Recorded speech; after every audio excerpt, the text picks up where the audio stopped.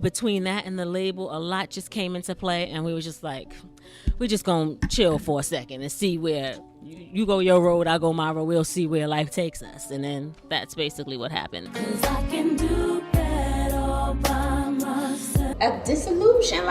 We both had things going on, whatever it may be. Even if it was creative differences, we went our separate ways. I can't believe that oh man, y'all made that song, that got me in trouble, get out.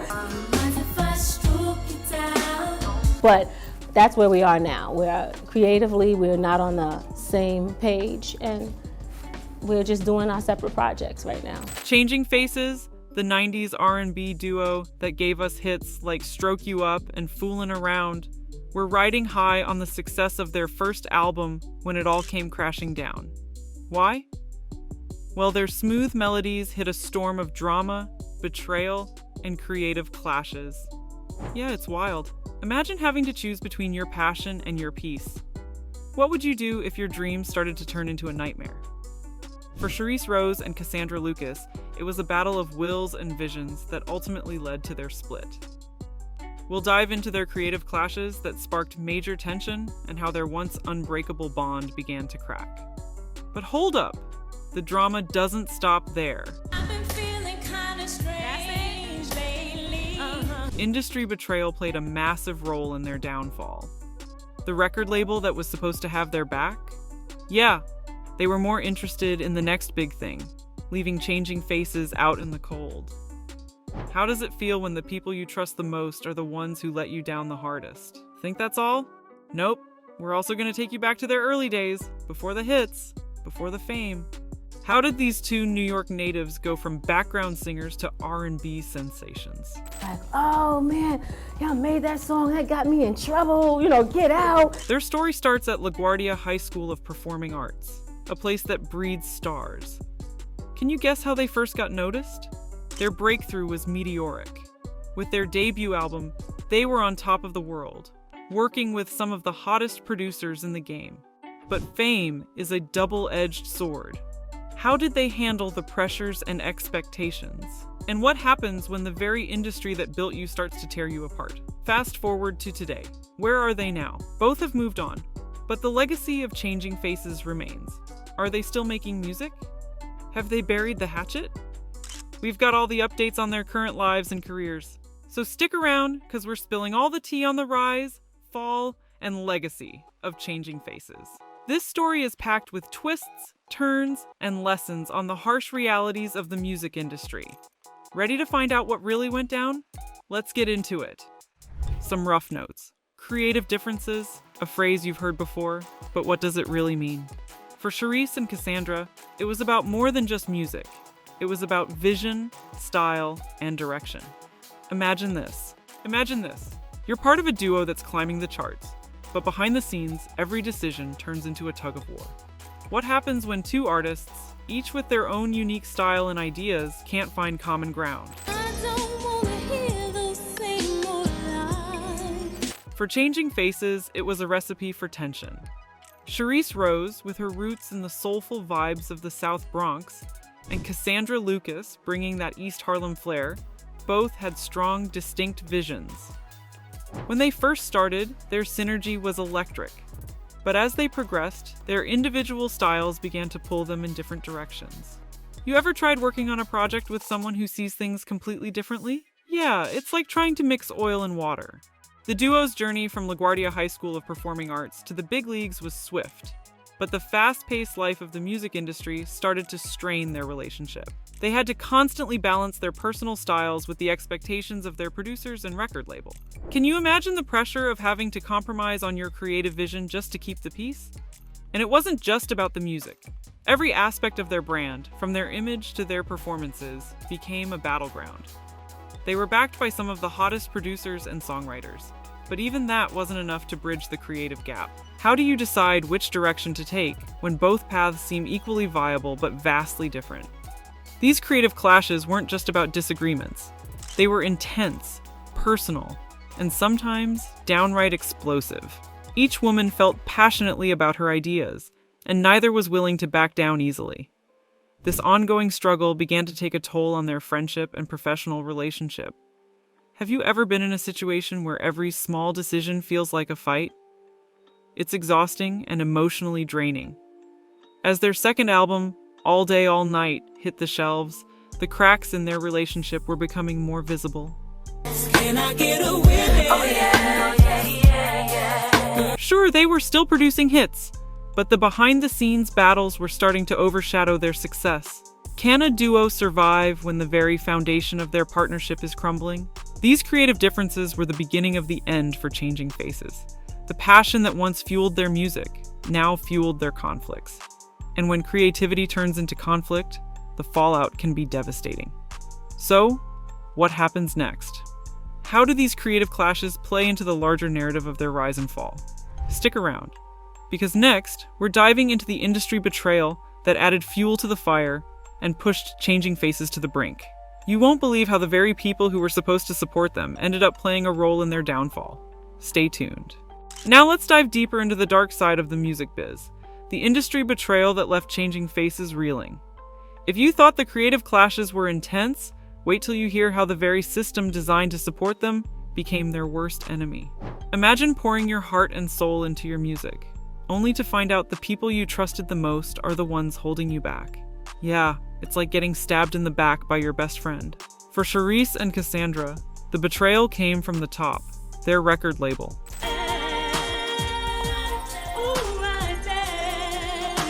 You might wonder, how does a successful duo like Changing Faces get betrayed by their own label?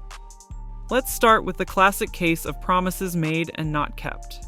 The duo was promised the world, top-notch promotion, creative freedom, and the support needed to reach new heights. But as their third album, Visit Me, was in the works, the support started to fade. Have you ever been promised something big, only to be left hanging when you needed it the most?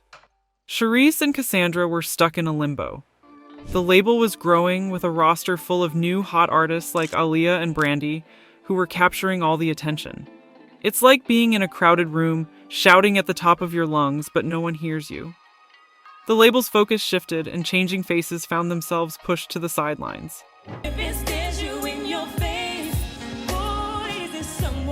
But that's not the worst of it. Picture this. You create a song, put your heart into it, and watch it barely make a splash. Then, a more prominent artist releases a cover of the same song, and it skyrockets to the top of the charts. That's exactly what happened with their track, Come Over. Aaliyah's version, released after her tragic passing, received massive attention, overshadowing Changing Faces' original. I just touched down, 2:15. How do you cope when your own work is used to catapult someone else to fame? It wasn't just about attention and resources. There were also a lot of broken promises. The label assured them they would be promoted heavily, but the reality was starkly different. The promised tours, marketing campaigns, and media appearances never fully materialized. Instead, the duo faced an uphill battle to get the recognition they deserved. Can you imagine having to fight for every bit of spotlight, knowing full well you were promised so much more? These industry betrayals weren't just professional setbacks. They were deeply personal. The trust Charisse and Cassandra placed in their label was shattered, leaving them disillusioned and frustrated. It's like building a castle on sand, only to watch it crumble when you need it to stand strong the most. Can I get a witness? Oh yeah, yeah. The industry, with its glitz and glamour, hides a harsh reality. For Changing Faces, the betrayal from their label was a harsh wake-up call. They realized they were not the priority anymore, and that realization was a tough pill to swallow. So, what does this betrayal mean for the duo moving forward? How do they navigate this minefield, and what toll does it take on their partnership? Stay tuned, because next, we'll explore how these betrayals contributed to the ultimate split of Changing Faces. The tension, the broken trust, and the final straw that led to their separation. You won't want to miss this. Alright, let's talk about the moment that changed everything. The split of Changing Faces. We've seen how creative clashes and industry betrayal built up the tension, but what exactly caused the duo to part ways? For Charisse and Cassandra, It wasn't just about creative differences or industry challenges, it was about growing apart as individuals. As they matured, their visions for the future of Changing Faces began to diverge significantly. Cassandra once said, "We were battling with our label as well as with each other." The frustrations with their label's unfulfilled promises spilled over into their personal relationship. The lack of support from the label meant they had to fight harder for everything: for studio time, for promotion, for tour support. This constant struggle created a strain that was hard to ignore. And then there were the personal differences. Charisse and Cassandra started to have different ideas about their music and their future. Cassandra wanted to explore new musical directions, while Charisse preferred to stick with the formula that had brought them success. The two stopped talking about their issues openly and started to internalize their frustrations. It's a classic case of miscommunication, the kind that slowly erodes trust and respect. Between that and the label, a lot just came into play, and we were just like, we're just gonna chill for a second and see where you go your road, I go my road, we'll see where life takes us. And then that's basically what happened. The final straw came with their third album, Visit Me. Despite their efforts, the album didn't perform as well as expected, largely due to the lack of promotional support. Cassandra mentioned in interviews how the lack of backing from the label was a huge blow to their morale. Realizing they were at an impasse, Charisse and Cassandra decided to take some time apart. They hoped a break would allow them to find clarity and maybe reignite their passion for music. But as time passed, it became clear that their paths were diverging too much for a reunion to be feasible. A disillusion. We both had things going on, whatever it may be. Even if it was creative differences, we went our separate ways. Let's rewind back to the early days of Changing Faces, before the fame and the drama. Picture it. Two New York girls with big dreams and even bigger voices. Charisse Rose from South Bronx and Cassandra Lucas from East Harlem first crossed paths at LaGuardia High School of Music and Art and Performing Arts. Can you imagine the energy in that place? This is the same school that gave us Nicki Minaj and Jennifer Aniston, so you know it was a breeding ground for talent. These two ladies bonded over their love of music and quickly started doing gigs together. You ever wonder what it takes to break into the music scene? For Charisse and Cassandra, it was all about hustle and grind. They worked as background singers for the artist Sybil, and from there they knew they had something special. But forming a group with just 2 members? That was a bold move, especially in an era where groups like En Vogue and SWV, with multiple members, dominated the R&B scene. But these ladies weren't deterred. They got their grind on, balancing college and day jobs while hitting the studio at night. Can you imagine working a 9-to-5 and then heading straight to record demos? That's dedication right there. Their manager, Charisse Carter, believed in their potential and helped them get in front of the right people. You're all that I am thinking of. Their big break came when they met Kenny Smooth Cornegay, the president of Spoiled Rotten Entertainment. Kenny saw the raw talent in these two and decided to take a chance on them. He was also collaborating with Big Beat Atlantic Records, which meant the girls had a real shot at making it big. But it wasn't all smooth sailing.